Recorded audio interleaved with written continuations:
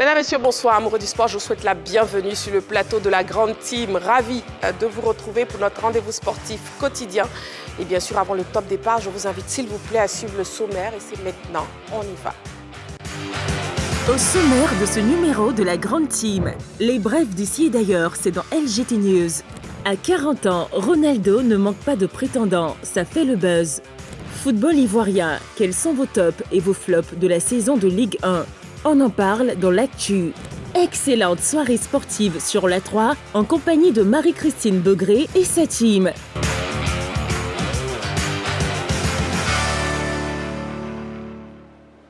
La question LGT, donc objet du débat ce soir dans l'actu, c'est football. Quels sont vos tops et vos flops de la saison de Ligue 1? Et bien sûr, pour participer, vous avez la page Facebook de la 3, vous avez le téléphone de la 3, le numéro c'est le 27 21 59 93 99. N'hésitez pas, appelez-nous, je vous donnerai dans le top départ. Et vous pourrez bien sûr nous joindre pour participer à l'émission de ce soir, comme chaque soir. La Grande Team, c'est du lundi au vendredi de 20h30 à 22h et nous sommes en direct sur la 3. Ce soir, je serai donc accompagnée de Dorgelès. Bonsoir Dorgelès. Bonsoir Marie-Christine. Henri-Joël, bonsoir. Bonsoir Marie-Christine. Et Clément, bonsoir. Bonsoir Marie-Christine. Voilà, on sera rejoint tout à l'heure par Coach Alain. LGT News, c'est maintenant et on y va. LGT News. Ouvrons les news avec les activités du Comité national olympique de Côte d'Ivoire. Les jeunes sportifs instruits sur les dangers du dopage. Soucieux d'avoir des jeunes athlètes bien dans le corps et dans l'esprit, le Comité national olympique de Côte d'Ivoire a initié samedi dernier au CSTKO une conférence de sensibilisation sur l'utilisation des substances interdites dans le sport. Cet atelier, qui a été animé par Émile Ungoran, agent de contrôle international antidopage, a réuni des centaines de jeunes issus de plusieurs disciplines sportives, dont le basketball, le football et l'athlétisme. L'objectif étant d'éduquer les futurs professionnels sur les dangers du dopage et promouvoir une pratique saine et éthique du sport. Les médecins ont insisté sur l'importance de l'éthique sportive et les sanctions encourues en cas de violation des règles antidopage. En organisant cet atelier, le CNO-CIV confirme ainsi son engagement pour un sport ivoirien propre, responsable et aligné sur les standards du mouvement olympique international. Aujourd'hui, j'étais face à des jeunes athlètes des centres de formation. Et je dis que c'est une idée géniale du Comité national olympique de pouvoir faire cette sensibilisation au niveau de cette jeunesse. La première des choses, il fallait qu'on définisse ce que c'est que le dopage et ramener cette définition à leur niveau. Voilà. Aujourd'hui, tout le monde pense que le dopage, c'est uniquement le fait de trouver une substance interdite, d'accord, dans le corps d'un athlète. Non, c'est au-delà de cela. D'accord, il y a 11 règles de violation antidopage. On n'a pas pu parcourir toutes les règles à cause de leur niveau d'instruction, mais le plus important, c'est qu'ils savent aujourd'hui que se doper, c'est tricher. Se doper, c'est naturellement aller contre l'esprit sportif. Karaté, Coupe de l'ambassadeur du Japon.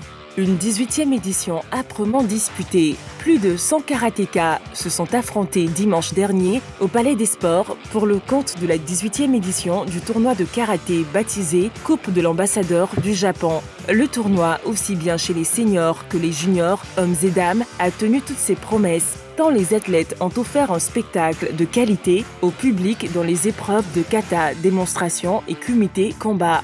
Kamagaté Aziz, tenant du titre et double champion de Côte d'Ivoire de la catégorie reine chez les hommes, a confirmé sa suprématie en s'imposant devant Soumaoro Daouda au terme d'un combat serré 1-0. Chez les seniors niveau 2, le finaliste malheureux de l'édition précédente, Akandé Ridwan, s'est accaparé l'or en laminant en finale Mani Christopher 5-0. Chez les seniors dames, la double championne de Côte d'Ivoire et tenante du titre Adebayo Nadia a conservé sa médaille d'or. En résumé, les cadors ont affiché un bon état de forme avant les championnats continentaux, dont l'UFAC Région Ouest 2 au Burkina et le champion d'Afrique au Nigeria. Tous les participants et surtout l'association de karaté ivoirien d'organiser ce magnifique événement pour les jeunes ivoiriens. Je suis très touché. Je suis ému de voir jeunes ivoiriens entraînés, disciplinés et très sérieux pendant le tournoi. Et nous sommes très bons partenaires, surtout dans le domaine de coopération économique. Le Japon espère plutôt pouvoir être très bons partenaires dans le domaine échange humain. Tennis, ATP classement. Alcaraz arrache la 2e place à Alexander Zverev. Carlos Alcaraz a chippé la 2e place du classement ATP à Alexander Zverev, désormais classé 3e. Le tennisman espagnol. Football à présent, commission centrale des arbitres. Bonaventure Kalou dresse le bilan de la saison 2024-2025. Le président de la commission centrale des arbitres, Bonaventure Kalou, était face à la presse ce mardi matin au siège de la Fédération ivoirienne de football. Au cœur de cette rencontre, le bilan des hommes en noir à l'issue de cette saison 2024-2025. Ces derniers ont officié 240 matchs en Ligue, 350 en Ligue 2 et 360 en Division 3. S'il reconnaît quelques failles dans le comportement de certains arbitres, le patron de la CCA a tenu à mettre un point d'honneur sur les acquis, notamment sur l'introduction de la VAR dans le championnat ivoirien.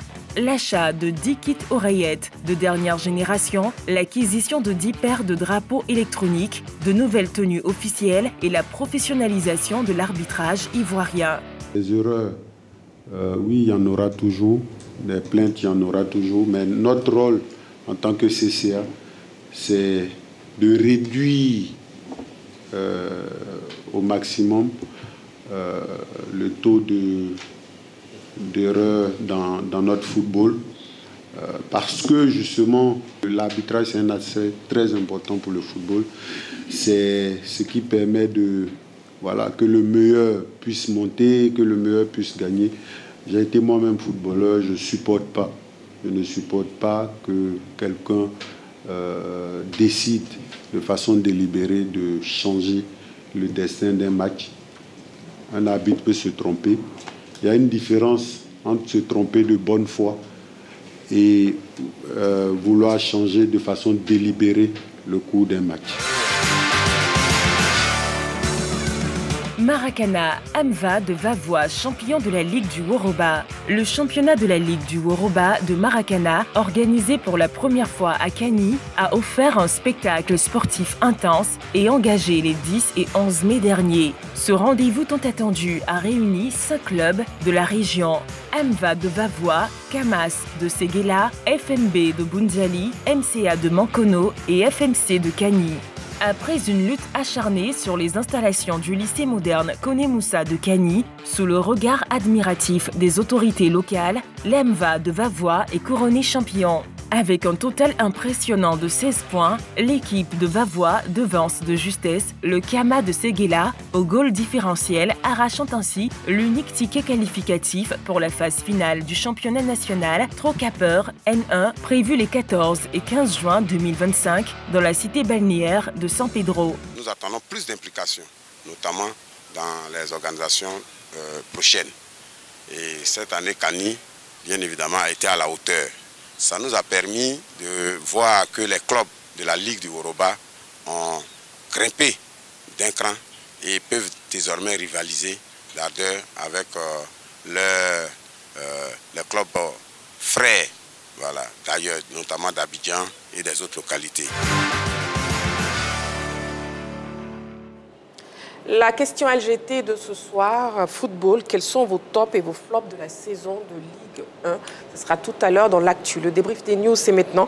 Et on commence avec Clément. Oui, avec lui, on parle du Comité national olympique de Côte d'Ivoire. Les jeunes sportifs instruits sur les dangers du dopage. Ah ouais, tout à fait. Je pense que le Comité olympique de Côte d'Ivoire qui a fait un atelier qui est très très important, sensibilisé sur le dopage. Et je pense mieux que voilà, ce serait important pour la Fédération ivoirienne de football également d'organiser un atelier pour pouvoir sensibiliser beaucoup de jeunes athlètes également dans le milieu du football. Et là, ça concerne en général tous les sportifs, que ce soit les footballeurs, que ce soit les basketteurs également, c'est très important parce que, comme on l'a dit, l'ignorance tue et quand tu n'as pas la connaissance, tu peux te perdre parce qu'il y a beaucoup de jeunes athlètes qui ne savent pas, qui ne connaissent pas également les dangers du dopage et ils prennent des substances, que ce soit les boissons fortes également. Nous, on voit beaucoup de jeunes au secteur avant d'aller jouer un match de football qui s'adonnent à des pratiques qui sont malsaines quand même parce qu'ils pensent que c'est légal et comme l'a dit l'organisateur, ce n'est pas seulement que les substances interdites sont retrouvées dans le corps d'un athlète qui peut favoriser sa suspension, mais il y a également 12 autres règles également qu'il faut connaître et c'est très important pour nos jeunes gens aujourd'hui parce qu'ils n'ont pas cette connaissance-là et moi j'ai salué l'initiative prise par le comité national olympique qui a battu un formidable boulot, qui a sensibilisé les jeunes gens. Ça va les aider pour la suite de leur carrière et on veut encourager ce type de formation-là parce qu'il y a beaucoup de jeunes gens qui souffrent de manque de connaissances. Exactement. Clément, légèrement grippé? Ah ouais, tout à fait. En propre établissement, alors. Merci. Il faut aller loin de moi. Et puis, vous pouvez contaminer votre voisin. Allez, on poursuit le débrief des news avec Dorgelès. On parle mercato Vincent Aboubakar. Oui. Effectivement, donc Karabakh pourrait tout simplement recruter Vincent Aboubakar pour remplacer l'Algérien Yasmine Benzia, dont le contrat expire. Ce qu'il faut savoir, c'est que Vincent Aboubakar, il est parti également du côté de la Turquie, au Cameroun, et puis même du côté de l'Arabie Saoudite. Son profil intéresse le club parce qu'il y a de la puissance, il y a de la technique, et puis surtout son leadership qu'il pourra apporter au club de Karabakh. Rien encore officiel pour l'instant, donc, mais les discussions progressent rapidement. Le clan Vincent Aboubakar cherche tout simplement à obtenir des conditions favorables pour son joueur un temps au plan sportif et financier. Il faut que tout soit réuni pour permettre à Vincent Aboubakar de partir. Donc si le transfert se confirme, Aboubakar pourrait vivre une nouvelle expérience, surtout que le club de Karabakh est qualifié pour le deuxième tour préliminaire de la C1, la Ligue des Champions. Vous dites oui, à 33 ans, ils ont toujours besoin de ce garçon-là, pour moi, qui fait partie des meilleurs attaquants sur le continent africain. Et pourquoi pas le retrouver en Ligue des Champions la saison prochaine. En tout cas, Vincent Aboubakar annoncé à Azerbaïdjan. Voilà, et puis avec Henri Joël, on va parler de la Commission centrale des arbitres. Oui. Oui, l'arbitrage ivoirien au cœur de beaucoup de polémiques, surtout en cette fin de championnat. Et d'ailleurs, ici, à plusieurs reprises, nous avons interpellé ces arbitres-là, surtout la fin de championnat, afin de bien conduire ces matchs pour éviter pas mal de situations désagréables. On a vu ce match entre leader et l'équipe de Thiologo. Ce n'est pas seulement qu'en Ligue des Champions. Et en Ligue 1, du Côte d'Ivoire, il y a des soucis. En Ligue 2, en D3, en régional, en district, il y a eu toujours des soucis. Aujourd'hui, le président de la commission centrale des arbitres était devant la presse qui a quand même fait le tour de toutes ces questions. Néanmoins, il faut aussi préciser qu'à côté, c'est-à-dire que quand on essaie de parler de ce mauvais côté de l'arbitrage ivoirien, n'oublions pas aussi que l'arbitrage ivoirien, en ce moment, au niveau international, est en train de renaître petit à petit. Même si on ne les retrouve pas dans les grandes compétitions, mais on les retrouve dans des compétitions, je dirais, majeures, mais à un degré moindre. N'oublions pas que récemment, lors de cette finale de la CAN des U20, on a eu un arbitre ivoirien en tant qu'assistant. Il s'agit de Meda Eba Etienne, qui était l'arbitre assistant du match entre l'Afrique du Sud et l'équipe du Maroc. Oui. Mais il n'était pas le seul du côté de l'Égypte pour cette compétition. Il y avait aussi Kokora Hugues, qui a officié en tant que 4e arbitre de la petite finale. Il y avait Conan Natacha, qui était présente là-bas, je dirais la figure même de l'arbitrage féminin en Côte d'Ivoire. Et puis, n'oublions pas aussi qu'il y a un autre arbitre ivoirien qui est sélectionné pour l'une des finales de la Coupe de la Confédération. Il s'agit de Ngo Adou Herman, c'est un arbitre assistant qui sera un des assistants, bien sûr, de cette finale-là. Donc, c'est vrai, on en parle, on les critique ici. Et d'ailleurs, on fait bien de le dire, parce que quand c'est pas bien, il faut le préciser. Mais quand nos compatriotes s'expriment très bien sur le continent, il faut aussi avoir le courage, l'honnêteté de pouvoir l'affirmer. Donc, c'est vrai, il y a un petit côté sombre, mais il y a aussi de la lumière qui est là. Et moi, je suis vraiment de ceux qui toujours encouragent les arbitres à bien faire. En faisant bien au plan national, forcément, la lumière sera sur eux et ils iront à l'international. Très bien. Allez, une autre information pour vous, amoureux du sport. La grande team de ce mercredi, demain mercredi, recevra l'équipe championne de la Ligue 1 cette saison, à savoir le Stade d'Abidjan. Ce sera donc une émission pour célébrer les nouveaux champions du football d'élite de Côte d'Ivoire. Demain mercredi, donc, on recevra le Stade d'Abidjan sur le plateau de la grande team. On marque une petite pause. Vous ne bougez surtout pas, amoureux du sport. On se retrouve dans seulement quelques petites secondes pour la suite de notre émission. À tout de suite. Nous sommes de retour sur le plateau de la grande team. Il est l'heure du focus de ce soir. On y va.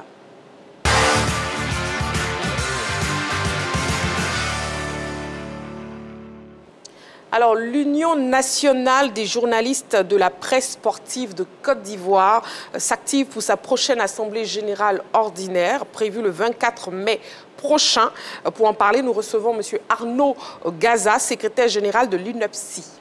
Sur le plateau de la grande team, Arnaud Gaza, secrétaire général de l'UNEPSI, sur le plateau de la grande team. On vous laisse vous installer confortablement. Bonsoir Arnaud, comment vous allez? Très bien, Marie, merci. D'accord, ravi de vous avoir sur le plateau de la grande team. Le plaisir est partagé. Alors, bon, déjà, dites-nous comment se porte l'Union nationale des journalistes de la presse sportive de Côte d'Ivoire? Elle se porte bien. L'UNEPSI se porte bien avec sa présidente Kati Touré Kodo. Oui. Et elle prépare activement l'Assemblée générale ordinaire qui se tiendra le samedi prochain à l'ISTC Polytechnique Cocody. D'accord. Et de façon résumée, hein, que va-t-il se passer concrètement, justement? Alors, ça sera une occasion pour Kati Touré de dresser le bilan de sa mandature à mi-parcours. Parce qu'il faut dire qu'elle a été élue en mai 2022 oui. Et le mandat doit prendre fin en mai 2026. Mais selon nos tests, selon les statuts et règlements, il fallait déjà avoir la révision des tests que nous avons pu faire. Maintenant, il faut aussi faire le bilan à mi-parcours avant d'avoir la grande assemblée générale élective. Donc, ce samedi, elle fera le bilan à mi-parcours, c'est-à-dire de 2022 à 2024.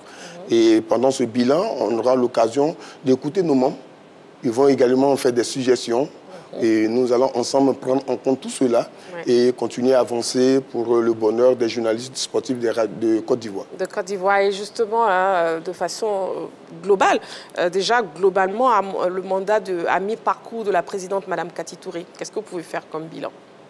Un bilan positif, hein, puisque moi-même je suis acteur de ce bureau. Donc le bilan il est très positif dans la mesure où, quand Kati Touré est arrivée, elle a mis l'accent sur le genre, sur les femmes journalistes du sport.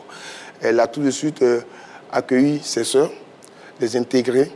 On a eu pas mal de formations, surtout au niveau de l'accréditation CAF. Vous avez vu avec la Coupe d'Afrique des Nations que nous avons pu accueillir ici, l'implication des journalistes sportifs de Côte d'Ivoire, c'était avec, je voulais dire, la maestria de Kati Touré.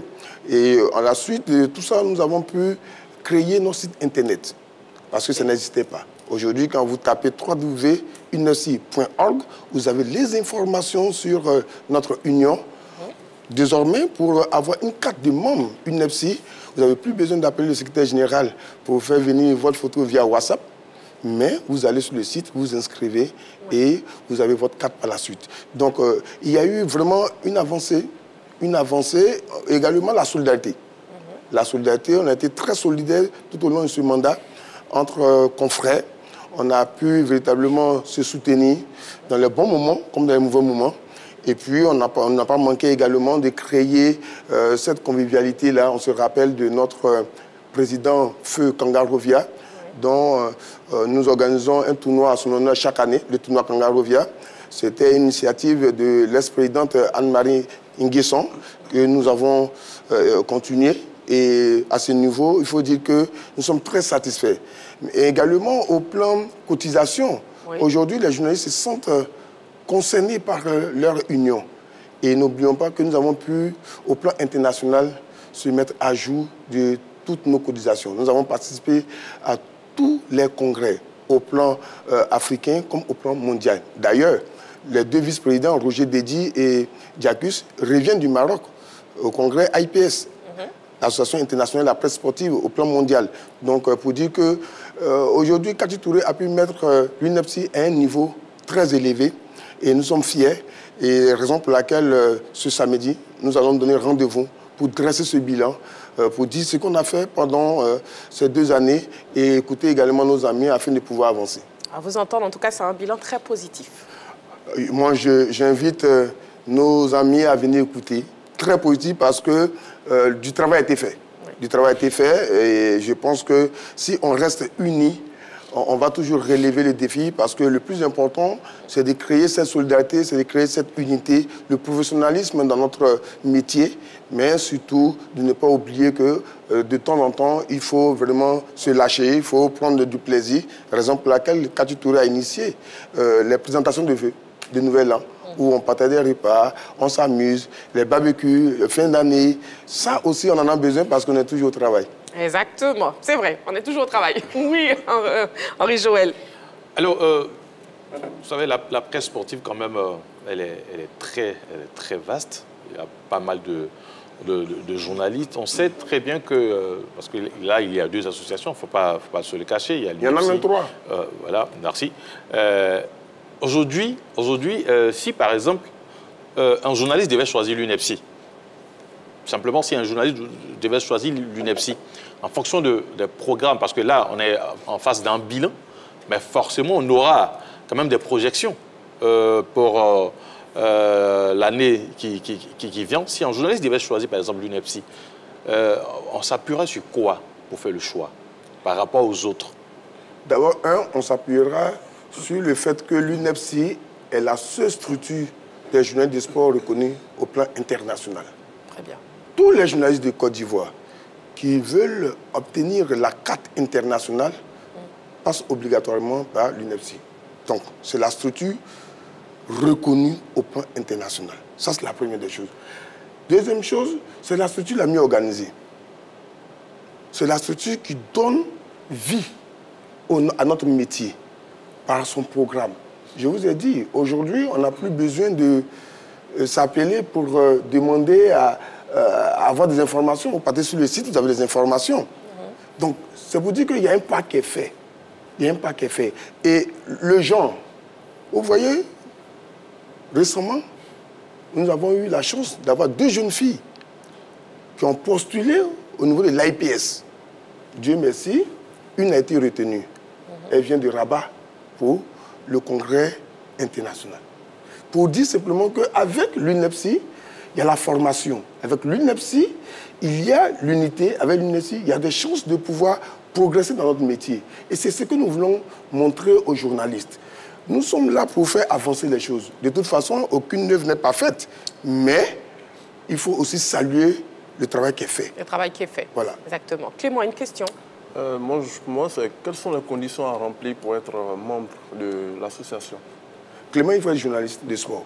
Il faut être non seulement journaliste de sport, être dans une rédaction sportive, mais aussi vous pouvez être photographe de sport. Vous pouvez être cadreur dans une rédaction.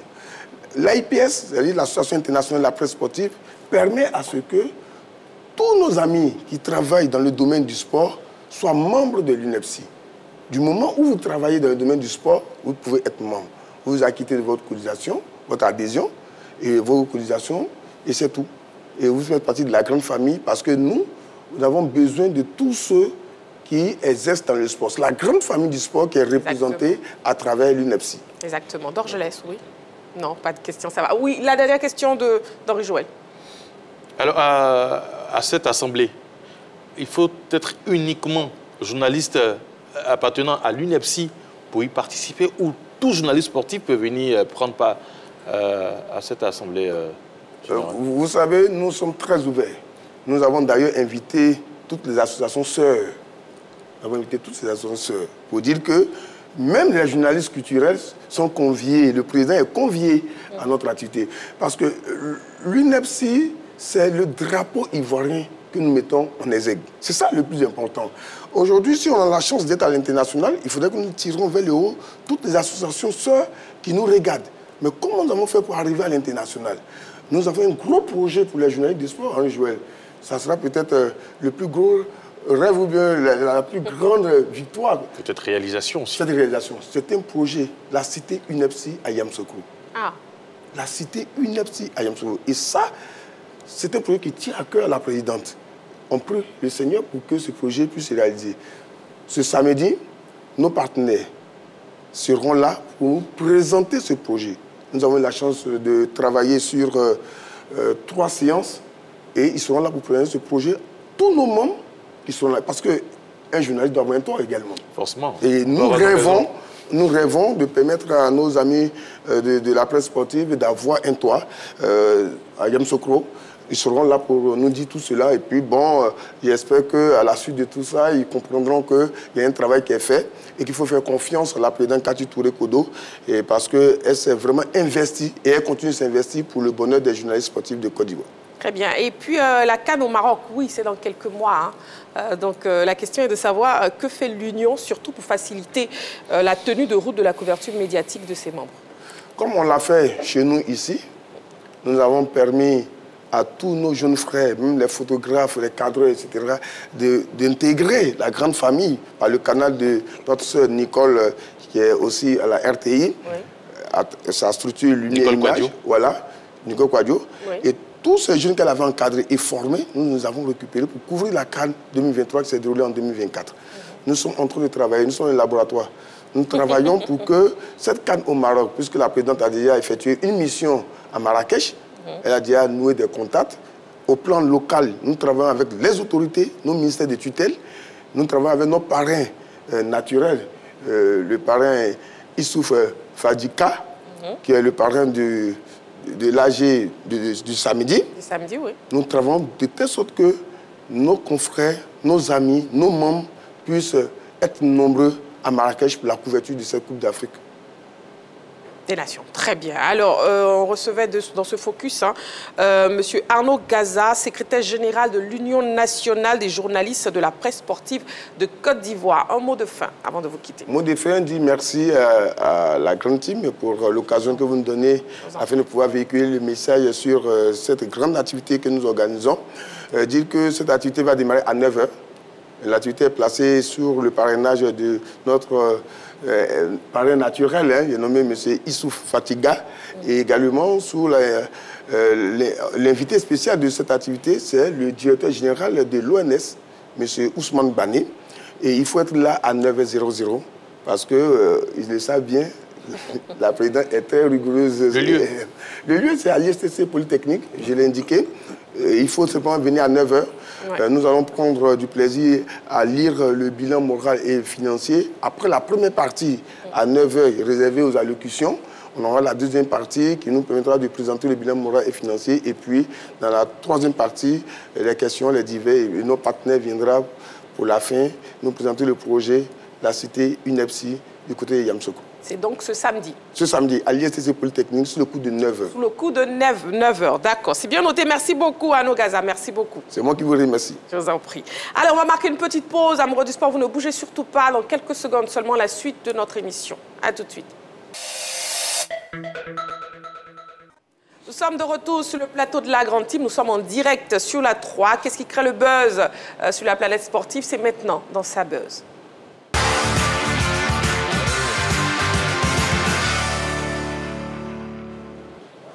Alors, Cristiano Ronaldo est sous le feu des projecteurs alors que son contrat expire en juin. Le joueur laisse planer le doute sur son avenir. De quoi susciter l'intérêt de nombreux clubs. Suivons d'abord cet élément vidéo de la rédaction. Après, on se retrouve sur le plateau pour en parler. On regarde. Voilà, et pour la suite de l'émission, nous avons été rejoints par Coach Alain. Coach Alain, bonsoir. Bonsoir Marie-Christine. Comment vous allez? Je vais super bien. D'accord, très bien. Beau costume. Merci Marie-Christine. Je vous en prie. Et on commence avec vous même d'ailleurs. Voilà, Cristiano Ronaldo qui crée le buzz. Bon, il n'a toujours pas prolongé à Al Nasser. Hein. Est-ce qu'on part vers un divorce? Je pense qu'on peut avoir un divorce dans la mesure où il était venu dans ce club-là pour gagner des titres. Mais malheureusement, avec tout ce qu'il a fait, je pense que Al Nasser n'arrive pas à gagner des titres comme il avait promis. C'est vrai qu'il est en train de performer en tant que meilleur buteur, en tant que développer ses qualités. Mais malheureusement, le club n'arrive pas à gagner des titres. Et lui, c'est un gagneur. Donc peut-être qu'il a envie d'aller voir ailleurs où les clubs où les dirigeants ont envie de gagner des titres. Donc je pense que nous sommes au divorce. Parce que avant ce match, le dernier match qui s'est passé, je pense qu'il n'a pas joué, son club a gagné 4-0, c'est bien ça. Et après la victoire, je pense que les supporters ont commencé à crier sur tous les toits que Cristiano Ronaldo est en train de se balader à Al Nassr. Il ne fait que faire peut-être des vidéos, il ne fait que se balader. Donc du coup, ça l'a affecté quelque part. Et puis bon, c'est un gagnant, donc il a envie de partir voir ailleurs. Et surtout la presse saoudienne, la presse saoudienne parle de folles exigences, notamment en droit de regard, la nomination d'un nouveau directeur sportif, etc. Bon, finalement, qu'est-ce qu'il en est? Oui, Henri Joël. Alors, là où je rejoins coach Lancian, c'est que Ronaldo, c'est quelqu'un qui aime gagner des trophées. Il est arrivé dans ce club-là, c'est vrai que ça a été beaucoup critiqué, ce choix de partir dans cette partie du monde, mais il est arrivé pour gagner des trophées. Et lui-même, dès son arrivée, il a dit qu'il veut gagner des trophées. Mais Ronaldo, quand même, pour gagner des trophées, avait besoin de se faire entourer. Pas mal de joueurs sont venus. Mané, récemment, le jeune joueur qui est parti d'Aston Villa. Tout ça, Duran, voilà. Mais jusqu'à présent, ça coince. Et d'ailleurs, ils ont été éliminés en demi-finale de la Ligue asiatique. Sauf que le jeu, il a toujours fait. Alors moi, je comprends, je dirais, cette non-prolongation pour l'instant de deux manières. Soit le joueur a envie que son club se renforce véritablement pour la saison prochaine afin d'aller défier tous les autres que sont Al Ahly, Al Ittihad et les autres, non seulement au plan national, mais aussi sur le continent asiatique, ou véritablement, peut-être, il a envie de partir pour peut-être terminer d'autres challenges. Parce que là même, on parle de ces clubs, peut-être les États-Unis, puisque là où se trouve Messi, peut-être il a envie d'aller pour un autre challenge face à Messi pour, je dirais, sa fin de carrière. Sinon, quand on regarde les statistiques de Ronaldo cette saison au niveau du championnat asiatique des clubs, c'est 8 matchs, 8 buts. Au niveau du championnat, il est à 28 matchs, 23 buts, 3 passes décisives. Il n'a rien perdu de son talent de buteur. Il est toujours performant. Donc, je me dis, et surtout avec le travail qu'il fait, parce qu'à son âge, il travaille mieux que certains joueurs, certains jeunes joueurs. Il performe mieux que certains jeunes joueurs. Donc, je me dis que lui se dit aussi qu'il peut donner. Il peut donner encore plus. Donc, soit on constitue une équipe capable de rivaliser avec les autres au niveau de son championnat et surtout au niveau de la Ligue des champions asiatiques, soit il s'en va vers d'autres destinations où il se dit capable aussi peut-être de remporter des titres avant de finir sa carrière de footballeur. En tout cas, on va profiter justement pour jeter un coup d'œil sur sa fiche et ses statistiques cette saison. Cristiano Ronaldo. Alors, Cristiano Ronaldo dos Santos Aveiro, il est portugais, il évolue à Nasser, 1m96, 87, 85 kg.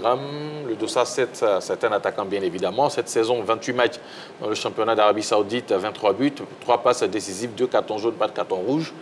On va tourner la fiche rapidement pour voir qu'au niveau de la C en Asie, comme je le disais, 8 matchs, 8 buts, pas de passe décisive, pas de carton rouge comme zone. Au niveau de la Super Coupe d'Arabie Saoudite, 2 matchs, 2 buts, 1 passe décisive, pas de carton jaune, pas de carton rouge. Voilà les statistiques de Cristiano Ronaldo à 40 ans, Dorgelès. Ah non, on n'a pas étonné. Cristiano Ronaldo, il a toujours faim. Il a envie d'aller chercher ses 1000 buts. C'est tout à fait normal. Après, le gros problème de Cristiano avec Al Nassr, c'est qu'il, pour moi, désolé, hein, c'est le projet le moins cohérent dans cette partie du monde. Parce que vous avez cette formation de Al Ittihad ou Al Hilal, où c'est un projet un peu plus cohérent, de la défense jusqu'à l'attaque. Mais vous prenez cette formation de Al Nassr, vraiment, ce n'est pas une équipe pour moi taillée pour aller gagner des coupes. Parce que par moment, on le dira, ouais, Cristiano Ronaldo continue de faire le job, mais à lui seul, à 40 ans, il ne peut pas tout donner sur le terrain. D'accord. Et est-ce qu'il pourrait être aussi performant s'il revenait en Europe, Clément? Je pense qu'il être aussi performant que ça. On a vu le retour à Manchester United, ce que ça a créé dans les vestiaires et autres. Est-ce qu'à un moment donné, on ne va pas s'interroger du fait que est-ce qu'il ne devient pas un poids pour les autres également dans ce qu'on appelle la vie de vestiaire? On a vu dans l'élément, on a vu qu'il ne manque pas de prétendants. Et pourquoi est-ce qu'il ne manque pas? Il n'accepte pas cela et il veut toujours aller, il veut repousser les limites. Mais à un moment donné, voilà, c'est un être humain, ce n'est pas Dieu. Et il aura une fin de Cristiano Ronaldo. Il y a eu Pelé qui s'est arrêté, il y a eu Maradona qui s'est arrêté. À un moment donné, il faudrait qu'il accepte ça. C'est son déclin qui est là. Il était au sommet. Et c'est la vie d'un être humain qui est là. Il y a un moment donné où tu es injouable. Et à un moment donné aussi, tu as besoin des autres. Dorgelès parle d'un projet qui est moins cohérent, oui, je suis d'accord, mais après aussi, on ne peut pas tout mettre au service de Cristiano Ronaldo. Au football, on parle de 11 garçons, parfois aussi, on lui demande des efforts. Il doit courir également, et quand vous jouez à 11 et que lui, il ne fait pas les efforts, peut-être que ça peut peser également sur les autres. Et du côté de Al Nassr, on veut aller dans un nouveau projet, on veut aller rivaliser avec des clubs tels que Al Hilal et Al Ahly. Donc je pense qu'ils ont besoin de joueurs qui permettent d'avoir un collectif très, très fort. En tout cas, Dorgelès en parlait, hein, Cristiano Ronaldo qui poursuit sa course aux 1000 buts. Est-ce que finalement il pourrait atteindre la barre des 1000 buts? Alors ça dépend. Ça dépend de où il se situera. Parce que je ne suis pas sûr que s'il était resté en Europe, déjà il aurait atteint ce nombre de buts qu'il a en ce moment. Non, c'est impossible. Parce que là, il faut savoir choisir un championnat où, en fonction de l'âge qu'on a, on puisse performer dans ce championnat-là. Sauf qu'on parle de certains projets qui veulent s'ouvrir à Ronaldo, notamment on a évoqué Chelsea, mais s'il part à Chelsea, ça ne sera pas évident. En Première Ligue, vu son âge, vu la forme actuelle, ça ne sera pas évident. Pour lui de marquer 20 buts en Première Ligue à cet âge-là, ça ne sera pas évident. Sauf, et surtout pour certains projets où il doit atterrir, il faudrait que, quand Ronaldo arrive, il puisse accepter aujourd'hui qu'il n'est plus le Ronaldo qu'on a connu dans le passé. Et qu'il puisse accepter cela. S'il accepte cela, je pense que le club peut s'adapter et l'utiliser en joker. Ronaldo qui rentre à 30 minutes de la fin du match, à 20 minutes de la fin du match, et peut-être même en début de seconde période, je pense qu'il peut être performant pour son club. Mais un Ronaldo qui va exiger un temps de jeu complet, ça sera difficile pour un club qui évolue en Europe de pouvoir le recevoir en l'état actuel. Donc c'est pour cela que je dis ça dépend de là où il ira. Maintenant, s'il choisit d'aller aux États-Unis, je pense que c'est possible. Parce que les États-Unis et le championnat d'Arabie Saoudite, c'est pratiquement les mêmes niveaux. Même si peut-être on essaiera de voir en mettant un au-dessus de l'autre, mais c'est sensiblement les mêmes niveaux. Donc à ce jeu-là, oui, il peut par exemple continuer de marquer. Mais s'il va en Europe, et surtout, on a parlé de Chelsea, il va à Chelsea, c'est pas évident même qu'il marque 15 buts en fin de saison. C'est pas évident pour vous. D'accord. Oui, coach Alain. Ben, écoutez, comme l'a dit Dorgelès et puis les autres, il faut savoir arrêter. Il faut savoir arrêter parce que le corps, arrivé à un certain moment, le corps peut te lâcher en pleine compétition. Ronaldo, il peut jouer aujourd'hui, soit en Arabie Saoudite, soit aux États-Unis. À part ces deux championnats, je ne vois pas d'un championnat où il peut jouer. Peut-être à la parce que même, je vous dis, même au Brésil, il ne peut pas. Ah. Même en Argentine, il ne peut pas. Parce que là-bas, c'est 3 fois plus difficile que jouer en Europe. Parce que là-bas, le championnat, c'est beaucoup agressif. Aujourd'hui, il peut pas même espérer partir en Europe. Même à Chelsea, il ne peut pas. Parce que le championnat anglais, ça donne des coups de partout. Est-ce qu'il peut accepter ces coups? Est-ce qu'il va résister à ces coups? Donc, il faut savoir arrêter à un certain moment. Je pense qu'il peut atteindre ses 1000 buts comme il le veut s'il va aux États-Unis.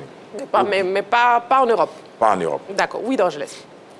Bon, je pense que c'est possible. Sur la liste, il y a Al Hilal, pour moi, qui a un projet un peu plus cohérent avec les joueurs, qui, ma foi, peut lui permettre de passer un cap et d'aller chercher des trophées et surtout terminer là-bas. On a parlé également de la Juventus. Juventus, il connaît très bien la maison, il a évolué là-bas.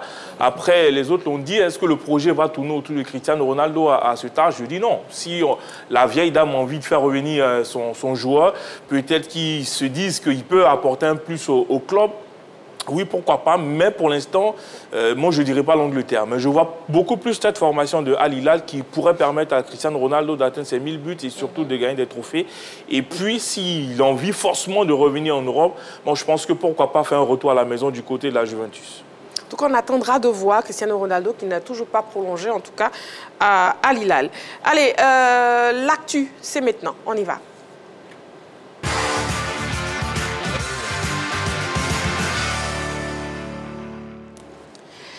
Et je vous donne le top départ, hein, c'est le moment maintenant. Vous pouvez nous appeler, le téléphone est ouvert, le 27 21 59 93 99, 27 21 59 93 99, le numéro de téléphone 2, la 3 pour participer à l'émission, pour répondre à la question LGT de ce soir, football ivoirien. Quels sont vos tops et vos flops de la saison de la de Ligue 1. La saison de Ligue 1 s'est achevée ce week-end avec le sacre du Stade d'Abidjan, champion de Côte d'Ivoire pour la 6e fois. Le Stade d'Abidjan, n'oubliez pas qu'on recevra demain ici dans la grande team.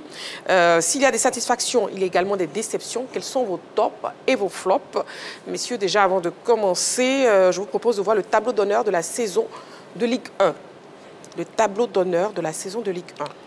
Champion Stade d'Abidjan, qualifié pour la Ligue des champions de la CAF, le Stade et la SEC Mimosa, qualifié pour la Coupe de la Confédération. Pour l'instant, l'AFAD d'Abidjan, club relégué, le LIS et l'ES d'Anguélé. La meilleure attaque, le club du FC San Pedro avec 49 buts inscrits. La meilleure défense, la SEC Mimosa, 21 buts encaissés. Plus grand nombre de matchs gagnés, le Stade d'Abidjan, 19 victoires. Plus petit nombre de matchs perdus, la SEC Mimosa, 5 défaites. Meilleur buteur, Kamagaté Draman du FC San Pedro et Kevin Bakaré du COK, 14 buts pour les deux. Voilà, quels sont vos tops et vos flops de la saison de Ligue 1? Coach Alain. Ben, écoutez, il y a le trio de tête, qui est composé du Stade d'Abidjan, de la SEC et puis de l'AFAD. Ils sont le top pour moi.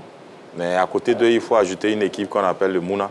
Cette équipe de Mouna qui vraiment a fait une superbe saison, qui a failli même terminer 4e. Lui, était, je crois, des problèmes peut-être où il a eu des joueurs blessés au moment opportun. Donc, je pense que pour moi, les tops sont ces 4 clubs-là. Maintenant, les flops, ben, écoutez, comme je le dis chaque fois, la perte d'un président amène une équipe à chuter. C'est le cas du Denguélé. Cette équipe qui avait bien commencé la compétition, et puis après, brusquement, après le décès du président, je pense qu'ils ne se sont plus retrouvés et aujourd'hui, ils sont en Ligue 2. Flop aussi pour moi, c'est le LIS de Sassandra. Cette équipe qui avait bien débuté le championnat, qui a donné espoir à toute cette région de San Pedro, de Sassandra, de pouvoir vraiment voir cette équipe rayonner. Et puis après, il y a eu le changement d'entraîneur qui a amené cette équipe dans les difficultés. Et aujourd'hui, cette équipe se retrouve en Ligue 2. Aussi, à côté de toutes ces équipes-là, il faut surtout mettre... Je suis désolé, mais je suis obligé d'ajouter une équipe qui est pour moi, cette équipe de Sol FC. Sol FC. Sol FC. Dans vos flops. Oui, parce que j'avais beaucoup d'espoir en cet entraîneur qui, ma foi, avait fait de très grandes choses dans le passé avec certaines équipes. Et puis, il avait bien commencé, il avait envoyé cette équipe à rêver d'une place africaine. Et malheureusement, au dernier moment, qui a baissé pavillon. Vraiment, pour moi, ce sont ces 3 équipes-là qui m'ont déçu dans le championnat. Football ivoirien, quels sont vos tops et vos flops de la saison de Ligue 1? Nous avons des internautes qui nous ont écrit sur la page Facebook de la 3. Nous avons Eduardo Akaza qui nous dit « Moi, mes tops, Stade d'Abidjan, AFAD, Mouna FC, Bouaké, CO Korogo, Iska, Oza FC, mes flops, ASEC, San Pedro, RCA, LIS, Denguélé. » Victor Koulibaly nous dit, mais top, c'est le Stade d'Abidjan qui a fait une très bonne saison et les CO Korogo avec le meilleur buteur de la saison, Bakary Kevin. Et mon flop, c'est l'Africa Sport d'Abidjan qui a échoué encore la montée en Ligue 1. Les tops et les flops de Clément. Oui, d'abord, moi, mes tops, il s'agit du Stade d'Abidjan qui est le champion et puis l'AFAD du plateau et puis sans oublier la formation de Mouna. Pourquoi est-ce que j'ai choisi le Stade d'Abidjan? Parce que voilà, 56 ans après, ils reviennent quand même au sommet du football ivoirien avec un projet cohérent. Ils montrent la voie à tout le monde et à tous ces clubs-là qui sont limités en termes de projet pour dire que oui, 4 ans en arrière, en étant en 2e division, on peut gagner un titre, on peut jouer la Champions League également. Ils l'ont prouvé avec le président Sidibé qui a été chercher un jeune entraîneur tacticien qui est Lafité, qui a fait monter en puissance cette formation du stade. En 2e position, j'ai mis l'AFAD parce que l'AFAD a fait une excellente saison. L'AFAD était quand même bien dans sa saison. L'AFAD était premier au classement également. Et puis, il y a eu ce flottement-là. Il y a eu la baisse de régime au niveau des hommes du plateau qui a coïncidé avec beaucoup de départs. Le départ l'un des départs de l'un des piliers de la défense qui est Zouzou, qui est parti en Tanzanie. Et puis, la période de préparation des CAN U20 du Chan également, ils ont libéré beaucoup de joueurs. Donc, voilà, ça a joué sur cette formation de l'AFAD. Je mets Mouna en 3e position parce que l'année dernière, Mouna a fini 14e. Ils sont partis sur un projet avec le directeur sportif, le coach Oussou, Maïga et autres. Ils ont mis beaucoup de jeunes et là, ils finissent Nice quand même. Ils ont fini 8e, ils n'étaient pas loin de la 4e place, comme l'a dit le coach Alain. Donc pour moi, le projet d'insertion des jeunes, pour moi, c'est un projet qui me tient à cœur parce qu'on a vu beaucoup de présidents de clubs, beaucoup de coachs également qui n'ont pas de projet, qui se contentent des subventions, alors que si vous partez sur la formation avec l'insertion des jeunes, voilà, vous pouvez aller au-delà des subventions, ça va vous permettre de vendre énormément. Et mes flops, c'est quoi? Mes flops, d'abord, je mets le liste de Sassandra parce que tu as marqué 20 buts en Ligue 1, c'est peu pour espérer ce qu'on appelle le maintien. Également, Denguele qui a marqué 24 buts pour seulement que 6 victoires, c'est peu également pour espérer le maintien. Et puis j'ajoute la formation du Racing Club d'Abidjan. C'est vrai qu'ils ont fait quand même une seconde partie de championnat qui est extraordinaire, mais pour moi, je pense qu'il y avait mieux à faire du côté du Racing Club d'Abidjan. Pourquoi? Parce que l'année dernière, ils ont fini 3e, hein. Ils ont été africains, ils ont même gagné la Coupe nationale, même s'ils sont encore en lice pour cette Coupe nationale-là, mais ils m'ont déçu énormément. J'attendais énormément de cette formation qui regorge énormément de bons joueurs, de jeunes joueurs également, voilà, qui est une formation à suivre en Coupe nationale. Et voici mes flops et mes tops pour cette saison. Merci beaucoup Clément. Nous avons un appelant, M. Diomandé Mamadou, qui nous appelle de Sipilou. Bonsoir, M. Diomandé Mamadou. Allez. Oui, M. Diomandé Mamadou. Christine, bonsoir ma père. Bonsoir, M. Diomandé. Bienvenue sur le plateau de la Grande Team. Sur le plateau de la Grande Team. Voilà. Quels sont vos tops et flops de la saison de Ligue 1, M. Diomandé Mamadou? Bon, d'ailleurs, j'ai tiré un gros chapeau au stade d'Abidjan. Et Yéyé. Oui. Ils ont vraiment relevé le défi. Ils ont pu relever le défi. Et 56 ans après, ils venaient être champion ivoirien, le championnat national de la Côte d'Ivoire. J'ai dit bravo. Et c'est le top des tops. Et après, comme je suis actionnaire, une émotion sur le visage, la main gauche. Mon deux top, c'est la Mimosa, la 8e place jusqu'à la 2e place. Vraiment qu'ils ont relevé un défi de guerrier et de guépard. Oui. Et bon, j'ai le flotte, oui. Qui a traîné la voie une 4e fois, 4e année. Et vraiment, je demande au Boyer de faire des efforts pour revenir dans la Ligue 1 l'année prochaine. Oui, monsieur Diomandé Mamadou. Après, nous allons suivre la 3, et toujours avec la 3, bonne émission. Merci beaucoup, monsieur Diomandé Mamadou. Merci beaucoup. Sur la page Facebook de la 3, nous avons Herman Kouassi qui nous dit bonsoir la team, heureux de vous écrire et nous heureux de vous lire. Mes flops de la saison restent les arbitres et l'équipe de liste de Sassandra. Et mes tops sont le Racing Club d'Abidjan et Ekwa Ange Célestin. Bonne émission, merci à vous.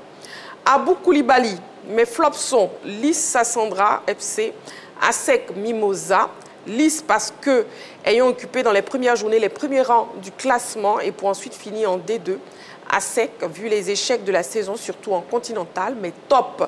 Stade d'Abidjan, AFAD et surtout Iska. Voilà, ok. Dorgelès, on vous écoute, vos tops et vos flops, Ligue 1. Oui, je pense que top, on va mettre le stade d'Abidjan.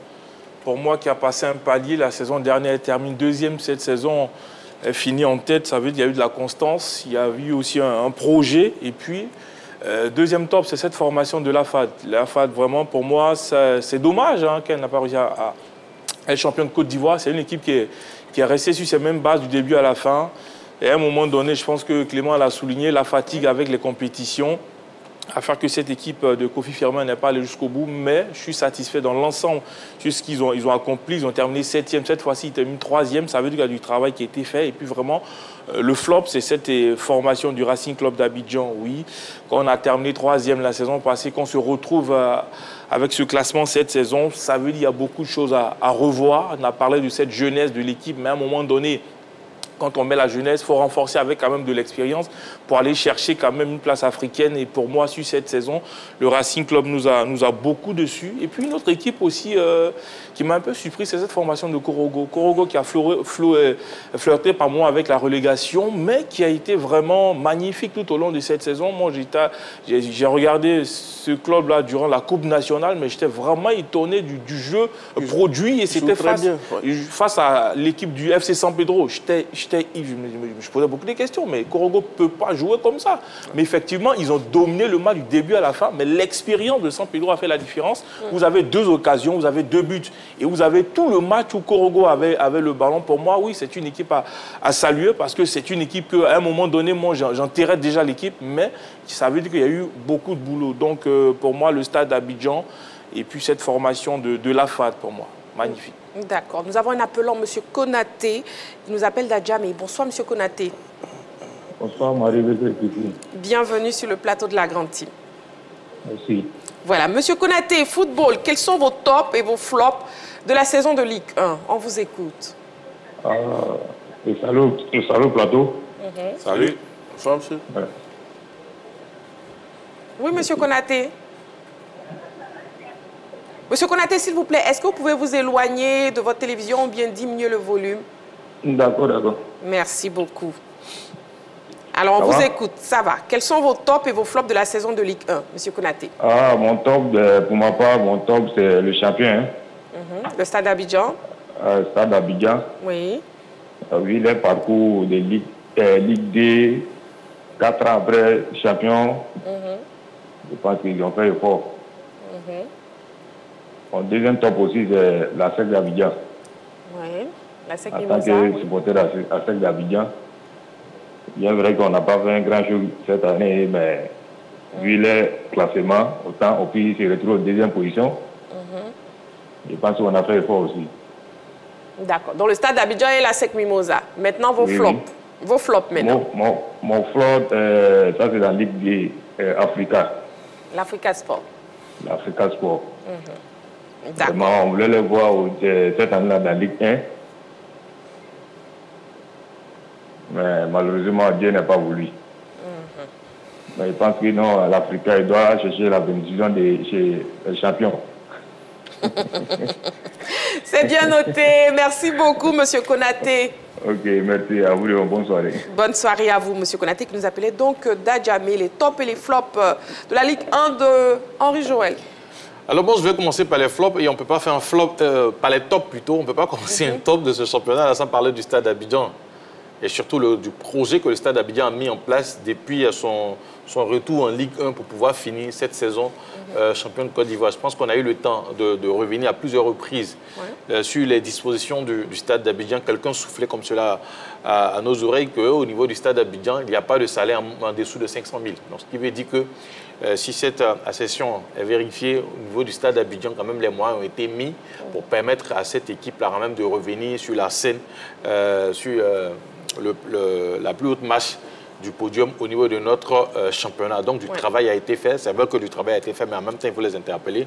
On ne peut pas continuer sur ce modèle-là. Il faudrait maintenant mettre sur pied une bonne académie qui va pouvoir fournir de la matière à cette équipe du Stade d'Abidjan, à greffer aux anciens pour pouvoir continuer le projet. Ça, c'est pour le Stade d'Abidjan.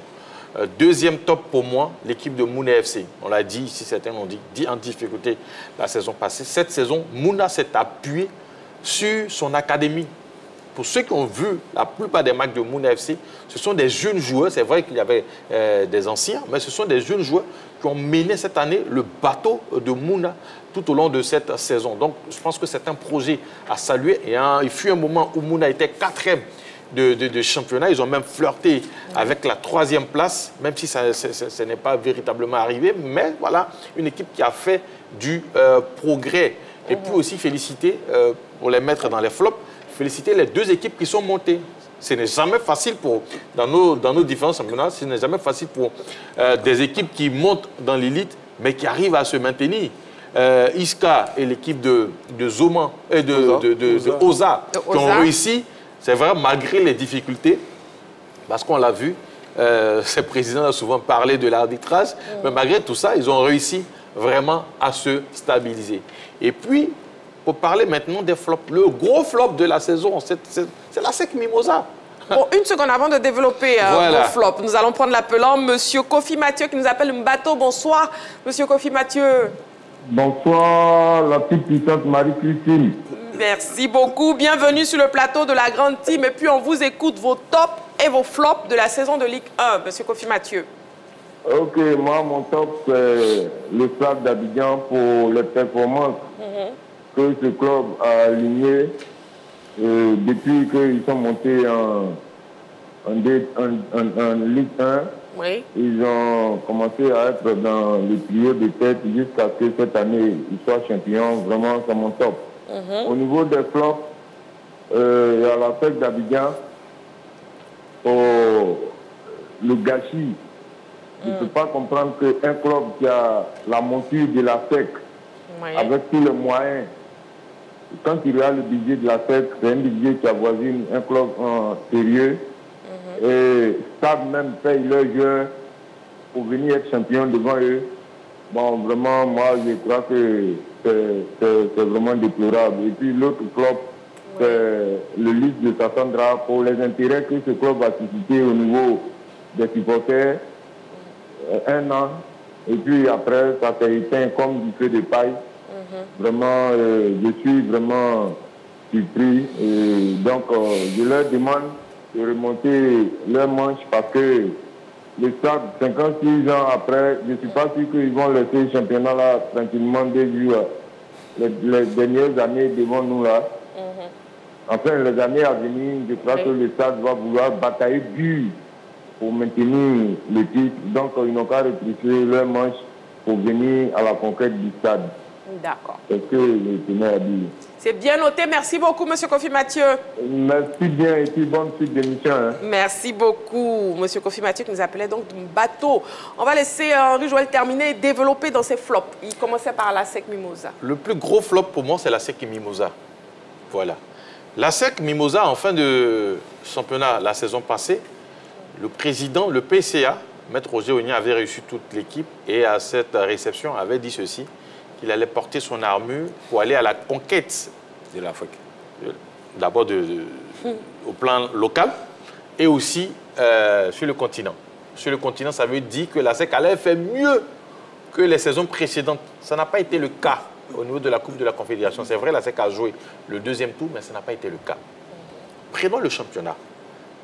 Porter son armure pour se faire respecter, ça a été l'un de ses mots, ou bien l'une de ses phrases. Mais la SEC n'a pas été respectée tout au long de la saison. La SEC ne finit pas champion. Parce que quand on dit que la SEC doit se faire respecter, c'est remporter le titre de champion de Côte d'Ivoire. Et la SEC n'a pas pu. Début difficile. Après, le club a essayé de se relever. Mais la SEC, ce sont les autres qui chassent la SEC. Ce n'est pas la SEC qui chasse les autres. Et fini 2e. C'est vrai, d'aucuns diront que oui, ça a été difficile, mais on a réussi une remontée spectaculaire. Quel spectacle! Il y avait quel spectacle dans le jeu de la SEC? Il n'y avait rien d'intéressant dans le jeu de la SEC cette saison, il faut le dire. Il ne faut pas se le cacher. On aime tous la SEC. On sait que la SEC, aujourd'hui, c'est grâce à la SEC qu'on a ces 4 places en Ligue des Champions, en coupe africaine. Mais il y avait quoi d'intéressant dans le jeu de la SEC? Pas grand-chose. Donc, le plus gros flop cette saison, quand on a promis, à la fin de la saison passée, quand on a promis de revenir dans les hauteurs du classement et qu'on ne finit pas, c'est un échec. Donc, pour moi, la saison de la SEC, cette saison, c'est un échec. Ensuite, le FC San Pedro. On n'en parle pas beaucoup, mais le FC San Pedro était le champion en titre. D'abord, flop au niveau des dirigeants qui ont passé leur temps à changer de staff à chaque 3 mois. On commence avec Guamene Maxime qui est débarqué après. Il y a Sekou Fofana qui arrive, qui était avec les équipes jeunes, qui arrive et qui est débarqué après le match face à l'Is de Sassandra du côté de San Pedro.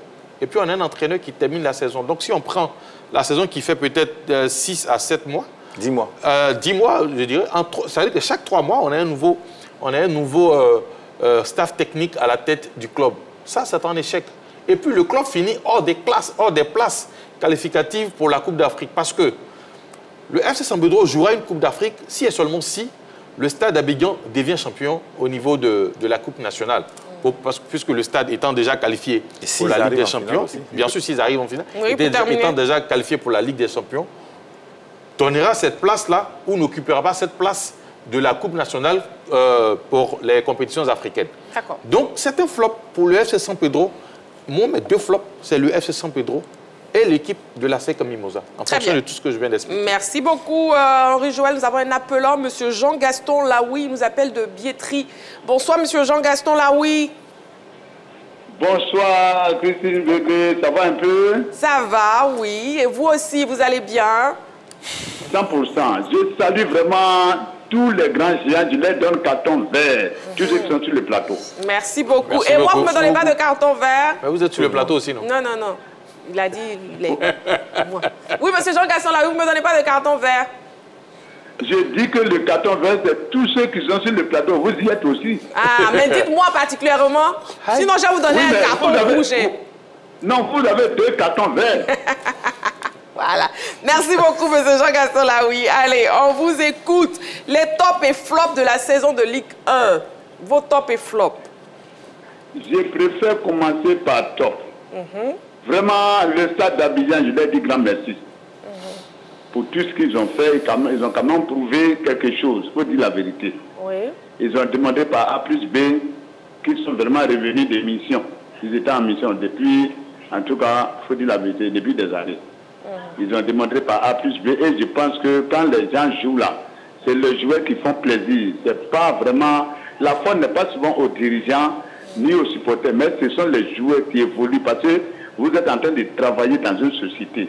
Si vous ne faites rien, c'est pas bon. Et j'allais aussi ajouter, pourquoi pas, un peu le fait d'un l'ASEC d'Abidjan, même si l'ASEC n'est pas peut-être champion, mais un peu devant. Ça, c'est important. Maintenant, vraiment, flotte là, moi, ce sont les 2 équipes qui sont descendues en 2e division. Vraiment, c'est quelque chose. Parce qu'au départ, j'ai dit qu'ils étaient au moins 4e, 5e et tout ça, même 3e.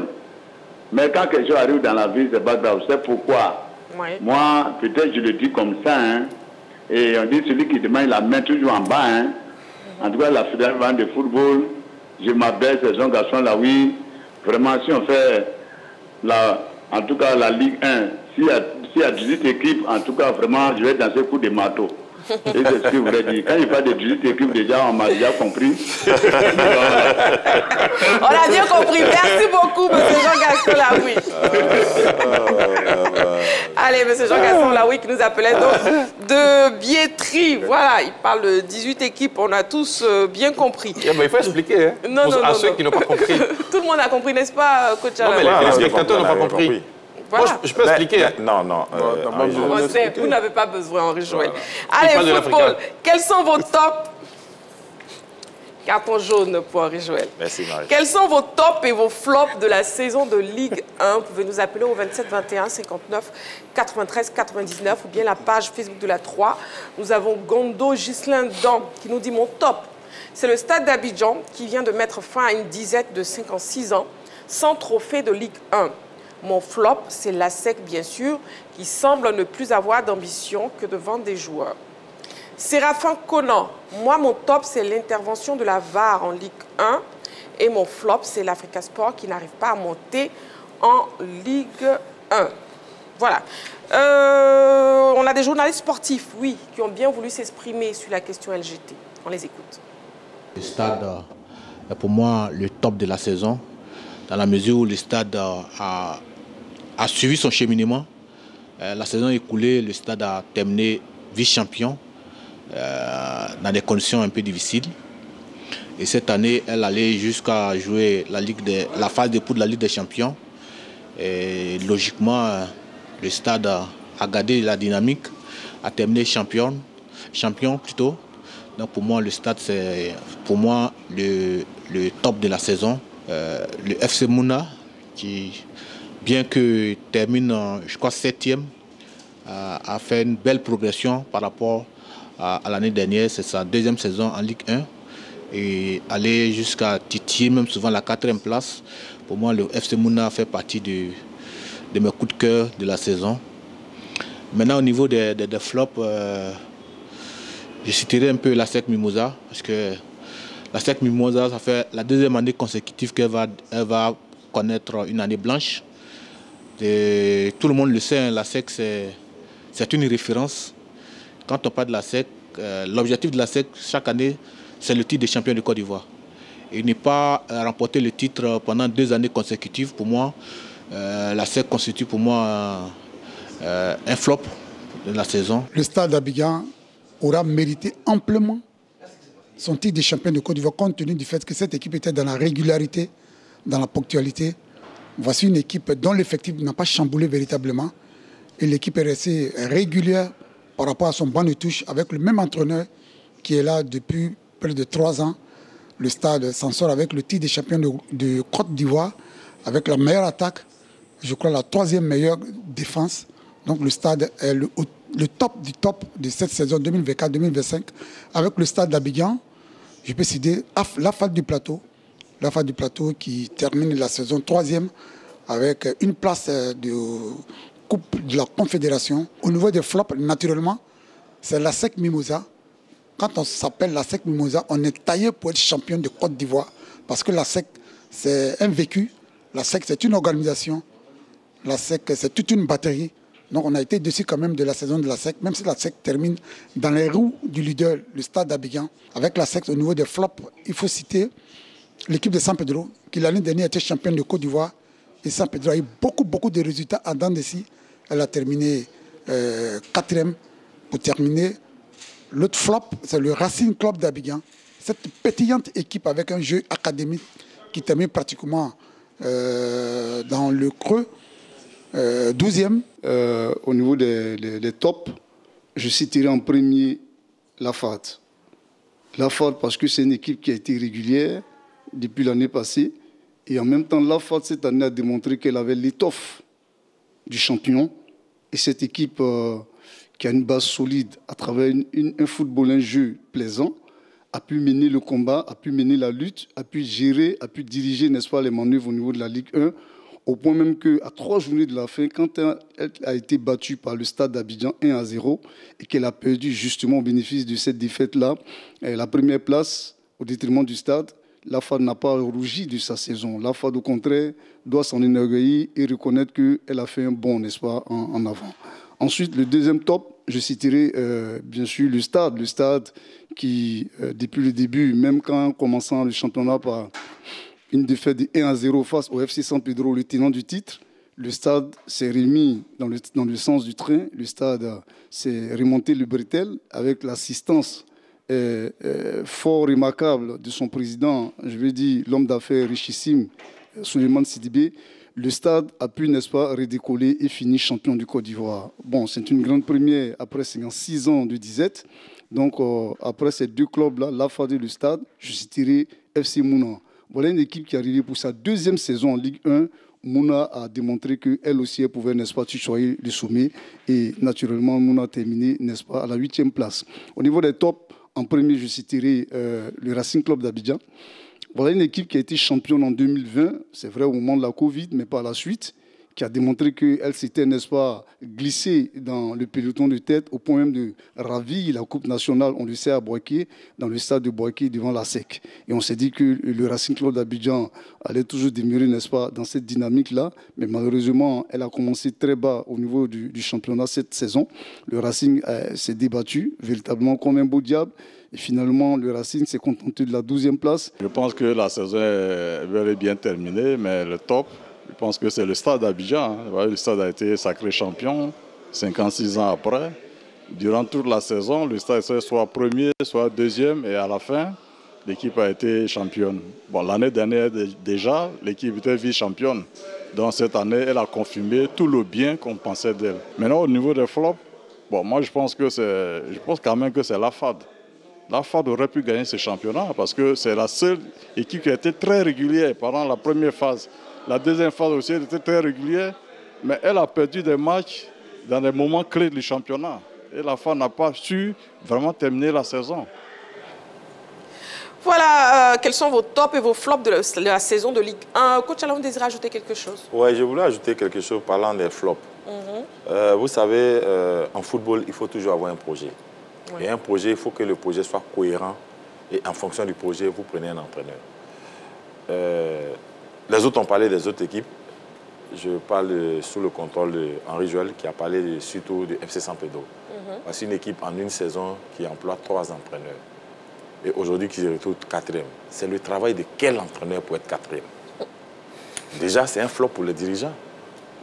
On parle du Racing. Voilà une équipe qui a un jeune entraîneur, qui a un projet, qui l'année passée a joué une Coupe africaine. Et cette année, pour un oui, pour un non, on dépouille cet entraîneur de tous ses joueurs pour aller jouer des compétitions, soit pour transférer des joueurs. Mais quel est le projet qui est derrière? Avant de partir, est-ce qu'on a préparé une équipe pour permettre à ce jeune entraîneur-là de monnayer son talent, de prouver ce qu'il a fait l'année passée? Ben c'est désolant. C'est désolant. Aujourd'hui, on veut cacher les résultats de certains entraîneurs et d'autres vont profiter de cela. Non, mais c'est des flops. Surtout au niveau du FC San Pedro. Aujourd'hui, je tire mon chapeau à Lazare, mais malgré les difficultés qu'il a eues, il a réussi à maintenir l'équipe. Mais le FC San Pedro, ce ne sont pas les qualités de cet entraîneur qui a maintenu l'équipe. Je m'excuse, mais c'est la réalité. Parce qu'on ne peut pas commencer une saison avec Guamene Maxime, qui a été champion de Côte d'Ivoire avec cette équipe, qui a le même rang avant qu'il ne soit limogé. On prend Fofana Sekou, qui mettait le cap.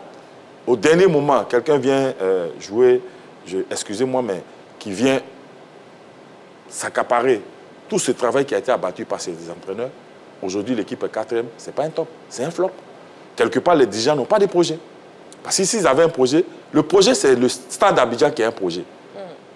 Ça fait 2 ans, on va dans la 3e année qu'ils sont avec cet entraîneur. Quelles que soient les difficultés, ils continuent avec la même personne. Un projet, c'est liste, c'est comment on appelle,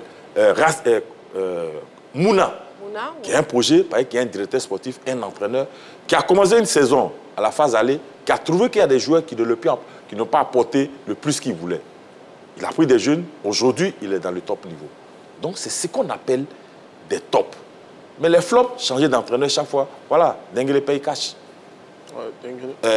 Comment on appelle, Lys paye cash. À la limite même, Oza a failli payer. À la limite, je le dis, à la limite, ils ont failli payer. Même Iska, ils ont failli payer. Parce que le problème, ce n'est pas les entraîneurs. D'accord. Ah, c'est un entraîneur qui parle. Ah, voilà, chacun prêche pour ça. Là, c'est Coach Alain. La voix des sans voix. Voilà, merci beaucoup, Coach Alain. Allez, football, quels sont vos tops et vos flops de la saison de Ligue 1? L'avis du public sportif ivoirien après l'avis de Coach Alain. Le top de la Ligue 1 ivoirienne cette année, pour moi, c'est le Stade d'Abidjan. Le fait qu'ils étaient au moins 5e au début de la saison, parce qu'on a terminé champion cette année. Et la SEC a traîné beaucoup après l'élimination de la Ligue des Champions, puis revenu jusqu'en 2e au classement. C'est le top pour moi. Et puis, le maintien de Zoman avec le maintien du Bouaké FC. Maintenant, concernant le flop, c'est la FAD d'Abidjan. Pour moi, ça n'a pas été un club très sérieux cette année. Parce qu'au début de la saison, ils étaient premiers pendant un long moment. Pendant des mois, ils étaient premiers. Ils ont terminé 3e de la saison. C'est pas bon du tout. Et puis, ils ont perdu les matchs. C'était le match décisif la dernière journée. Ils ont perdu contre un concurrent direct, le Stade d'Abidjan 2-1. Pour moi, c'est pas un club. C'est le flop même du championnat même. Bon, pour les tops, il y a la SEC Mimosa. La SEC Mimosa, bon, qui a terminé 2e ce championnat, Ligue 1. Pour moi, ils ont une bonne formation, ils ont une très bonne formation et aussi un bon style de jeu. Pour les flops, il y a le FC San Pedro. Le FC San Pedro qui a terminé 4e, cette Ligue 1. Pourtant, il pouvait terminer 2e, prendre la place même de la SEC Mimosa et aussi prendre la première place aussi du champion du club de la Ligue 1.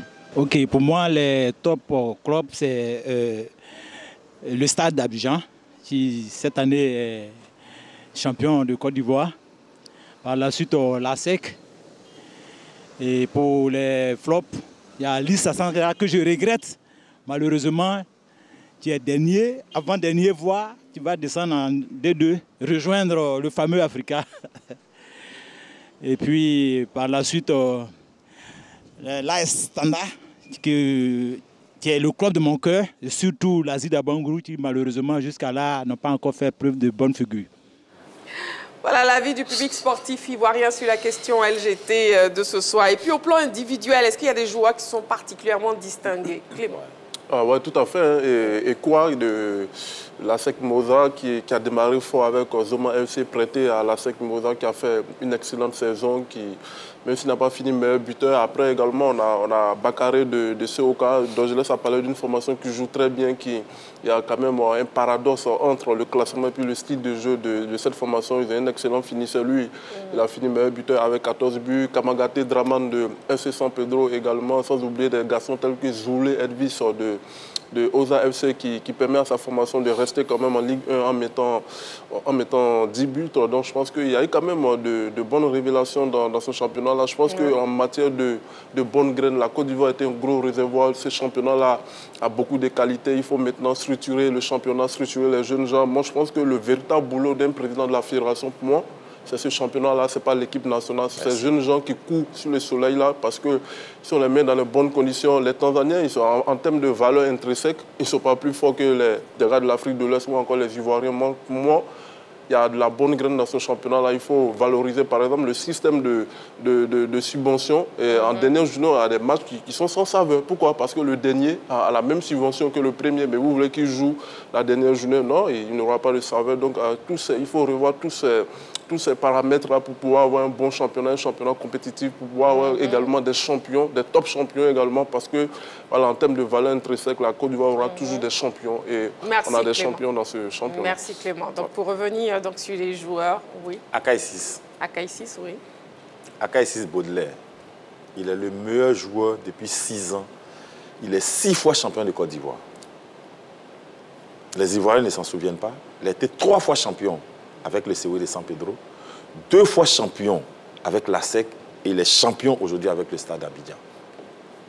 C'est l'un des Ivoiriens les plus capés du championnat ivoirien. À côté de lui, il y a Topio. Il y a qui encore? Je crois ils ne sont pas 10. Mansour et autres. Mansour, Kouakou, qui sont partis mais qui sont revenus. Moukoro. Mais le champion des champions, respect à toi, Akai 6 Baudelaire, à qui je tire mon chapeau. Et je demande à tous ces jeunes footballeurs de suivre l'exemple de Akai 6 Baudelaire.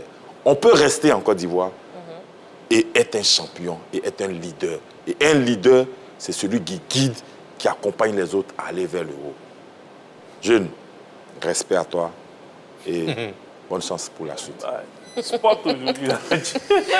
Merci beaucoup, messieurs. Et puis, n'oubliez pas, amoureux du sport, demain, pour la grande team de demain, oui, on reçoit les champions de Côte d'Ivoire. La grande team de ce mercredi recevra donc l'équipe championne de la Ligue 1 cette saison, à savoir le Stade d'Abidjan. Ce sera une émission pour célébrer les nouveaux champions du football d'élite de Côte d'Ivoire. Donc demain, on aura dans ce studio les champions de Côte d'Ivoire, le Stade d'Abidjan. La grande team de ce soir, c'est terminé. Merci beaucoup, Henri-Joël. Merci, Marie-Christine. Merci, Clément. Je vous en prie. Voilà, merci, Dorgelès. Je vous en prie. Merci, Coach Alain. Merci, Marie-Christine. Je vous en prie. Allez, merci à vous, amoureux du sport. Rendez-vous est donc pris demain en direct 20h30. D'ici là, prenez soin de vous. Et n'oubliez pas, faites toujours du sport.